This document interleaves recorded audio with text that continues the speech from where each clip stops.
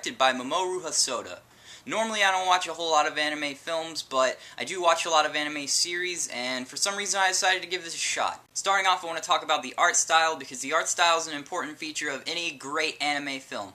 The art style of this movie is superb. It looks really similar to a lot of other animes, but there's something a little bit different about it. It doesn't use a lot of dynamic shadows like you see in most animes, where there's a whole lot of complicated shading and things like that. This film actually has a pretty simple design for an anime film, but it's still really crisp and really nice looking. I would say the art is one of my favorite things about this movie. Moving on to the sound, it has a surprisingly good English dub. You can see it in Japanese too on the DVD, but I chose to watch it in English because I speak English.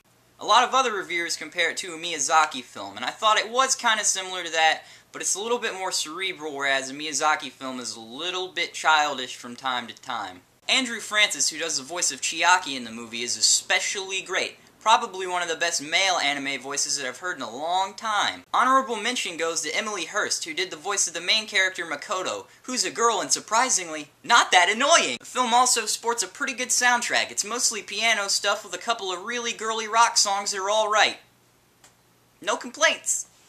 As far as the story goes, it's an interesting take on time travel because the main character is a teenage girl. But somehow, despite the fact that there's not that many grand events in the film, you still get really drawn into what's happening. It's kind of a much more realistic view of what a normal person would do if they had the ability to time travel.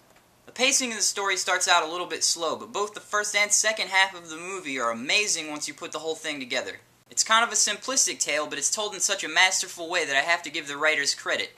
Maybe it was based on a book. It might be a little bit too girly for a lot of hardcore anime fans, but if you're somebody who's just recently getting into anime, or you're somebody who wants to get somebody else into anime, this is a perfect film. You might even be able to watch it with a girl. Like, a real one. Personally, I thought it was an amazing film, despite what I thought was going to be a really, really silly idea.